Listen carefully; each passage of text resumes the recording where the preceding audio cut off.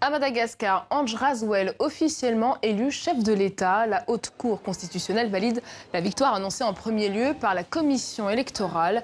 Elle rejette donc toutes les requêtes pour fraude initiées par son rival, Marc Ravalomanan. Résultat définitif donc 55% pour Rajoelina et 44% pour Ravalomanan. Et notre invitée ce soir, Anzrama, conseillère d'Andry Rajoelina, bonsoir. Bonsoir. Alors votre candidat vient d'être élu, les partisans de Marc Ravalomanan n'ont cessé de manifester cette semaine. Quel sera votre geste pour apaiser les tensions?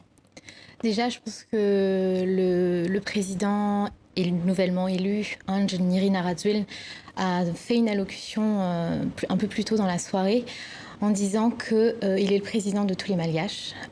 Donc je pense que ça, c'est déjà le premier mot.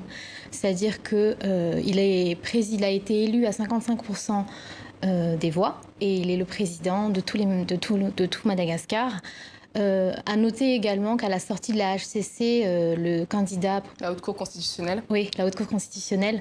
Le président Marc Ravalomanan a félicité le président Andry Rajoelina pour sa victoire. Donc je pense que c'est un signe très positif pour le pays. Il y a aujourd'hui une main tendue à l'opposition? Aujourd'hui, une main tendue, je pense, oui. De toute façon, le président Andry Rajoelina l'a déclaré tout au long de la campagne que lors de son mandat, quand il sera élu, et aujourd'hui il l'est, il va laisser la parole à toute opposition politique parce que le pays doit se construire dans un dialogue.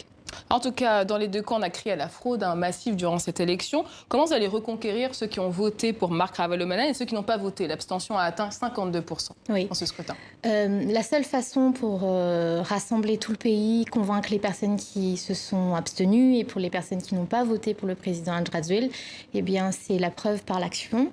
Convaincre par l'action, c'est l'état d'esprit dans lequel le président Andry Rajoelina est aujourd'hui, c'est-à-dire qu'il est prêt à travailler, il n'attend plus que ça.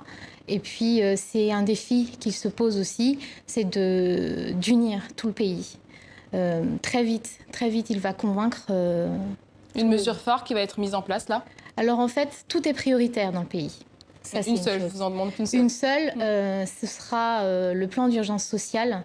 C'est-à-dire qu'il va continuer et il va installer dans toute l'île les banques alimentaires. Donc c'est une mesure qu'il a déjà commencé au début de la campagne. Donc c'est des banques alimentaires qui vendent des PPN à coût réduit, mais non pas de moindre qualité. Donc une banque alimentaire. Andry Rajoelina revient aux commandes donc, du pays 5 ans après sa première accession.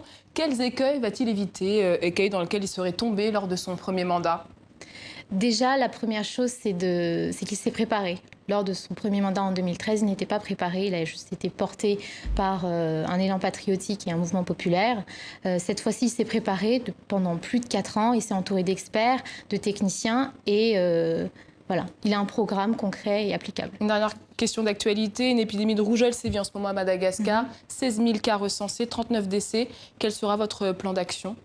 Les plans d'action qui rentrent également dans le cadre du plan d'action d'urgence sociale, c'est le fait d'envoyer en fait des camions médicalisés dans les zones les plus reculées, enregistrant des taux de précarité médicale les plus importants, et puis également des mesures sanitaires et des réformes au sein des institutions médicales.